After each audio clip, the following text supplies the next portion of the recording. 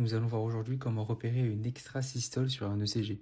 Donc tout d'abord, l'extrasystole désigne une anomalie du rythme cardiaque. Elle peut être bénigne pour un patient au cœur sain et elle peut se révéler grave si elle est fréquente et associée à une pathologie cardiaque. L'extrasystole se produit quand le myocarde, donc le muscle cardiaque, se contracte prématurément entre deux battements. On distingue deux types d'extrasystoles, donc une part les extrasystoles ventriculaires, donc c'est la forme la plus fréquente, et elle se manifeste quand la contraction trop précoce vient des ventricules. Il existe aussi les extrasystoles auriculaires, donc elles se produisent quand les contractions prématurées sont issues des oreillettes.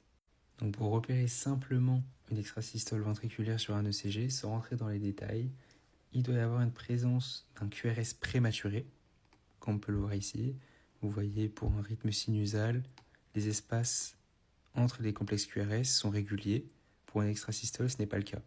Vous voyez qu'elle apparaît beaucoup trop tôt comparé au QRS d'après. Le complexe QRS a aussi une durée supérieure à 120 millisecondes, donc environ 3 petits carreaux sur une feuille de CG classique. Là, on ne le voit pas ici sur ce schéma. Il est bizarre, large et n'a pas la forme habituelle. Vous voyez, le complexe QRS est beaucoup plus large que pour un complexe QRS pour un rythme sinusal. En général, avant le complexe QRS, il n'y a pas d'onde P, voilà, comme on peut le voir ici, ou alors elle est complètement dissociée. On observe aussi une pause compensatrice complète, donc après l'extrasystole ventriculaire, on observe souvent une pause plus longue, qu'on voit juste ici, comparée à avant l'extrasystole, car le nœud sinusal n'a pas été réinitialisé entre guillemets. Donc le rythme reprend sa cadence normale après cette pause. Donc là, nous pouvons voir sur une vraie feuille de CG une extrasystole ventriculaire.